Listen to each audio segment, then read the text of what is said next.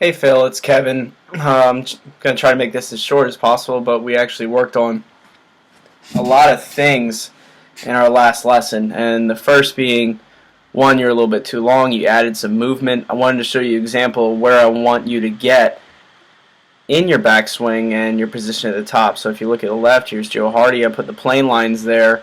One's lower and upper. He needs to be somewhere in the middle. If he's taking it back a little inside, that's fine. But look at the top. He sets it in there perfectly. His hands are within the plane, and the club is actually pointing on this upper plane line. So ideally, I'd like to see Joe a little bit more this way, but this was when I first started working with him 6 months ago. Now you on the right, I'm going to hit play. So you actually your hands are actually right in the middle already, which is a great start. You have a lot of good things in your golf swing. You just got to fine tune it and shorten it. So now you go to the top. So your hands are right in the middle, which is good, but at the end, look what you did with your club. I mean, this is called crossing the line at the top. So totally opposite of Joe's issue, which he was up here. I'd rather have you be somewhere in here. Let's clear all of that to make it a little simpler. I'm just going to play your first swing again. Actually, I'll play both of them.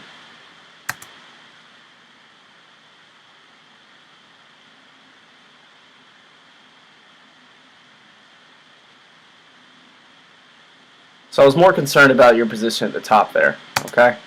Totally different. Crossing the line right there. So how do we get rid of that? Well, one of the first things we did was getting you to do a three-quarter shot. And with that, we had to straighten your left arm more, okay? And feel like it was straighter more often.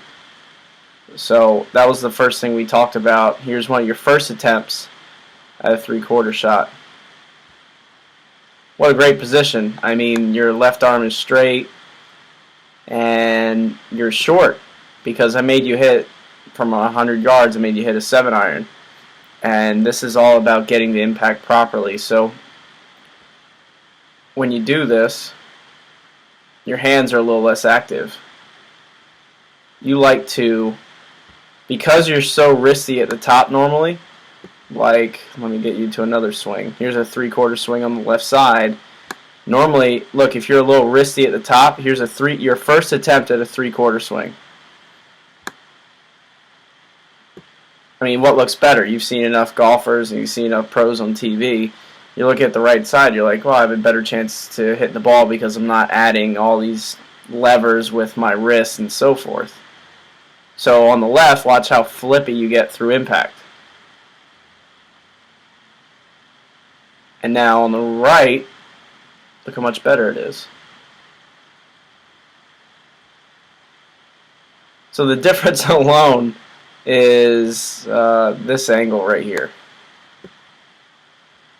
130 there. And now it's just straight through. Okay? So much better. And it's going to be a lot more consistent. So now what I'm going to play for you is you doing it full speed, just so you can watch it and watch the dynamics. Okay, you're going to hit 8-iron to the white flag 100 yards and 8-iron 150. Same tempo, back through. Much better. We'll work on balance next, but that was awesome. Right next to the flag. Nice. So it looked great. You knew how to shorten your backswing by straightening the left arm, and you also had to make a new swing sequence. Like, you weren't used to being short, and then, well, how do I get to the ball? So in your first driver swing, we then looked at, like I just talked about, balance. Okay. So you got your first driver swing on the left. I'm going to play it for you.